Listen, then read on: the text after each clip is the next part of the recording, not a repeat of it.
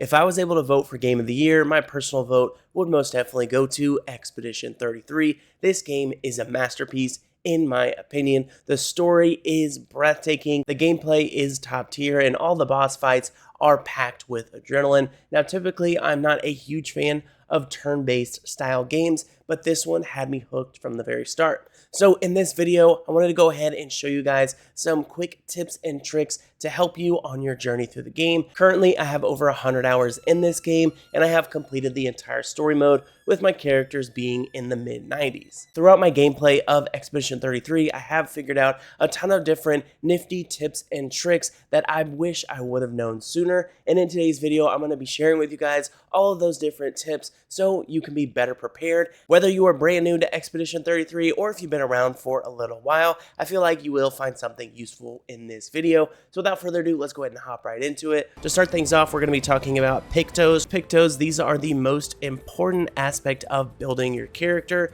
and there are pictos all over the map. You will find them as blue glowing little gems, and you also get them from defeating certain enemies.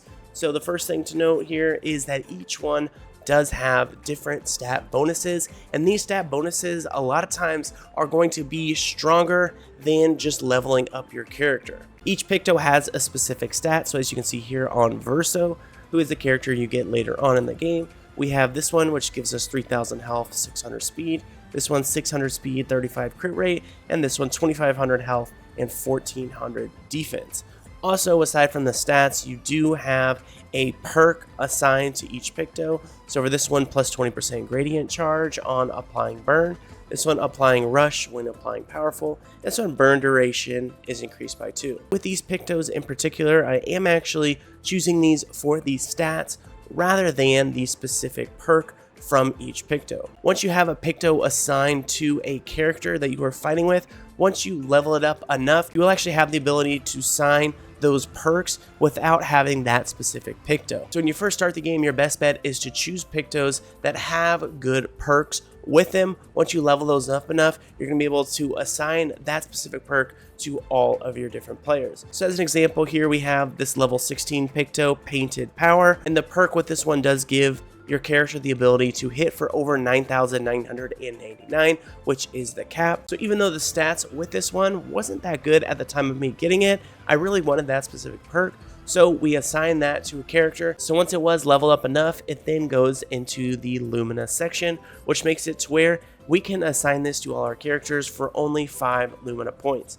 As you can see in the middle here, available Luminas is 54. So that means I have 54 additional points that I can go ahead and assign any number of these different abilities.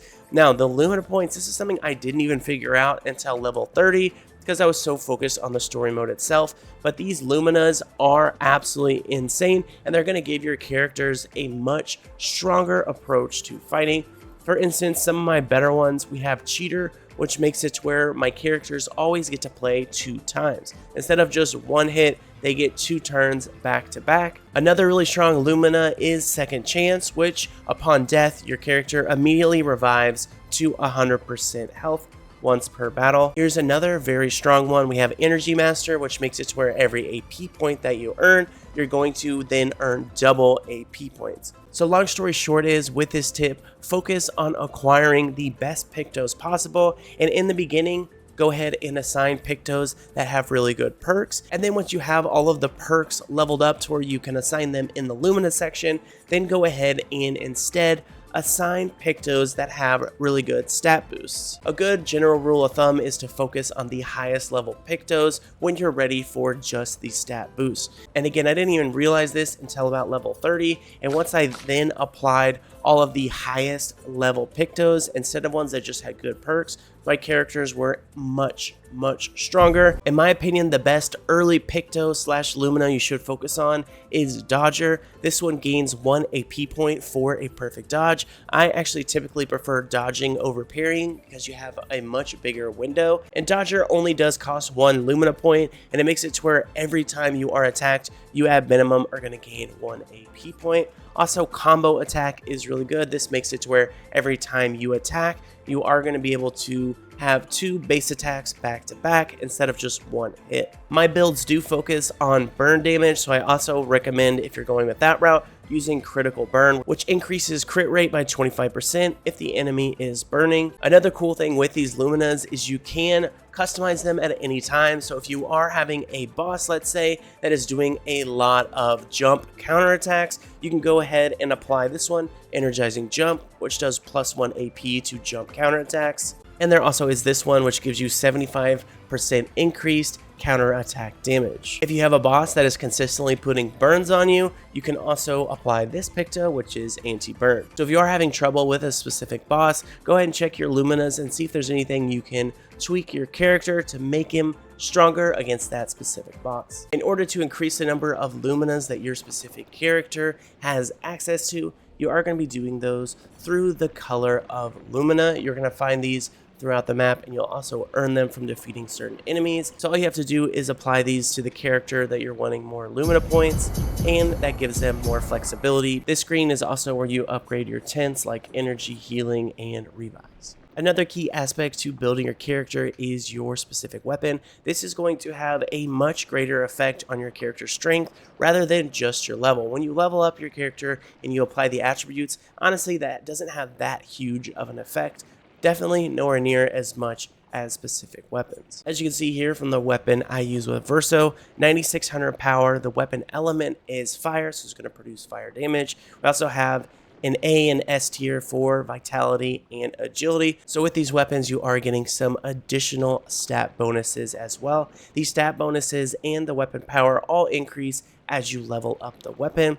Each of the weapons also have different kinds of perks or benefits. For instance, for Verso, this is my favorite weapon because every time I use the base attack with it, I'm outputting anywhere from between 4 to 20 burn stacks depending on his current rank. At rank S, this weapon puts out 20 burn stacks, and he's able to play twice in a row, so that is 40 burn stacks. And he also has an increased damage up to 300%. As you can see from each of these weapons, they all have different perks and different play styles to go with them. So depending on what your main goal is with your specific character and build, you'll be able to find different weapons that match what you're trying to do. The way I have it set up, Verso is simply trying to put out as much burn out as possible. Monaco is my support character. I use him to shield up my team, make our defense increased, offense increased, as well as heal. And then Mael is my nuker. Right now I have her being able to output anywhere between 1 to 4.5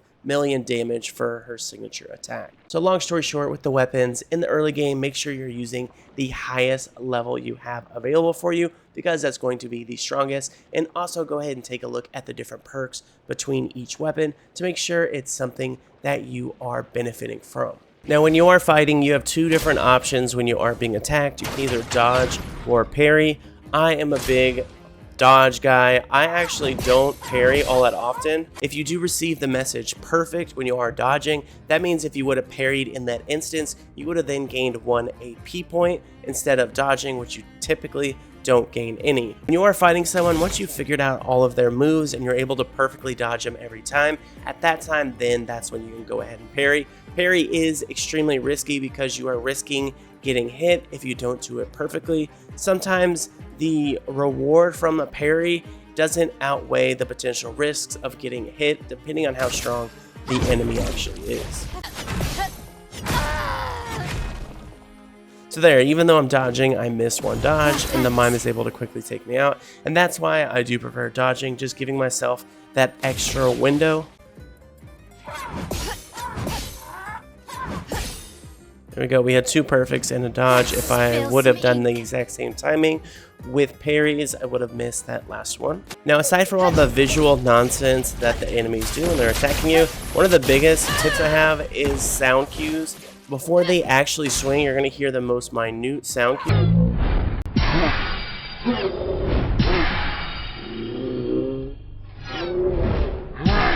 For him, it's a little swoop, swoop, swoop, and that's how you know it is now time to go ahead and dodge. On this attack too. Oh my gosh. Got me. Another quick tip for you guys. We talked a little bit about the color of lumina. For you guys, when you set up camp, if you actually head on in here to the cave, there'll be a scary looking gentleman standing over here that you can talk to upgrade your weapons or color of lumina. Since I have beaten the game, now I have access to be able to do all of that from a flag post. But for you guys, you'll just need to run into that cave once you set up camp. Additionally, when you do set up camp, you can talk to any member of your team to increase the level of relationship you have with them. And there's different kinds of rewards for each one.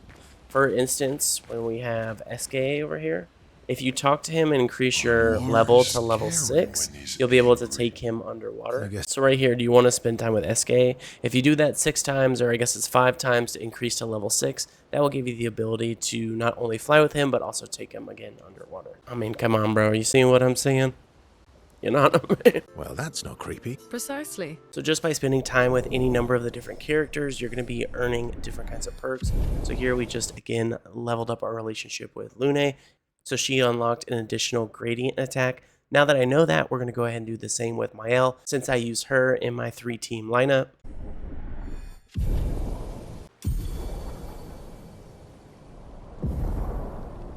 So after just testing it out, I can confirm by leveling up your relationship to level 6 with anybody in your camp, you are unlocking a gradient attack, a piece of an outfit, whether that's hair or clothing, and you also get a quest. So you can see here we have 3 additional quests, one from Monaco, one from Lune, and one from Mael. I would say that's about it for this introduction tips and tricks video. The last thing I want to leave you guys with, once you do finish the story, you do have this option here, New Game Plus, which starts the game completely over, letting you have all of your characters, weapons, levels, resources, etc. Only the enemies are much harder. My tip in regards to New Game Plus is to not rush into it. There's so many different side stories, side bosses, and things to do around the map that you're going to want to go ahead and complete before doing New Game Plus. Some of this side content, you're going to cheat yourself out of being able to complete.